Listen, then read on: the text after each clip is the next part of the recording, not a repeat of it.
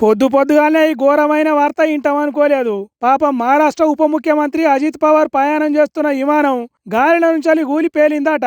అజిత్ పవార్ తో పాటు ఇంకో నలుగురు కూడా విడిచిండ్రట. మరి ఆ విమానం ప్రమాదం ఎందుకు జరిగింది? ఇప్పట్లో మహారాష్ట్రలో ఎన్నికలు కూడా లేవు కదా, ఎవరైనా కుట్రలు చేసి విమానం కూలేటట్టు చేసిండ్రా అని అనుకునేటట్టు కూడా లేదట కథ. గాలిలో ఉన్నప్పుడే విమానంలో ఏదో తక్లీఫ్ జరిగిందట.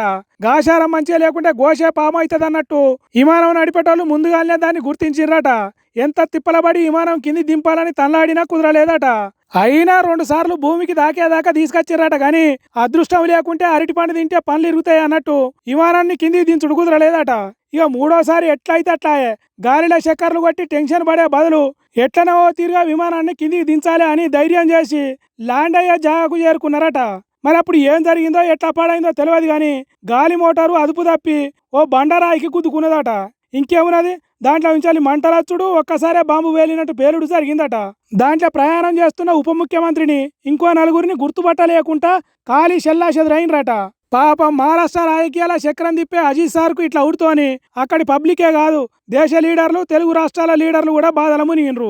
పొద్దు పొద్దుగాల 8 గొట్టంగా ముంబై పట్టణంలో ఏదో కార్యం మీద విమానం ఎక్కి పూణెకు బయలుదేరిండట. బారామతి అనే ఏరియాలో దట్టంగా పొగమంచు ఉండు, అక్కడ కొండలు ఎక్కువ ఉండుతోని విమానం నడిపేటోళ్లకు ఏం చేయాలో అంతుపట్టలేదట. అందుకే ఈ ఘోరం జరిగింది అని అంటున్నారు. పాపం అజిత్ పవార్ లేడని తెలిసి ఎన్సీపీ లీడర్లు ఎక్కి ఎక్కి ఏడుస్తున్నారు. ఈ ముచ్చట ఇట్లుంటే పశ్చిమ బెంగాల్ సీఎం మమతా బెనర్జీ మేడం అజిత్ పవార్ సావు మీద మాకు ఫుల్ డౌట్, అనుమానాలు ఉన్నాయని అంటున్నది. మహారాష్ట్రలో అజిత్ పవార్ ఎన్సీపీ, ఏక్నాథ్ షిండే శివసేన, బీజేపీ పార్టీలు కలిసి మహాయుతి కూటమి సర్కారు నడుపుతున్నాయి. అయితే మమతా బెనర్జీ మేడంకు 2 రోజుల కింద అజిత్ పవార్ కూటమి నుంచి బయటికి వస్తున్నాడనే ముచ్చట తెలిసిందట.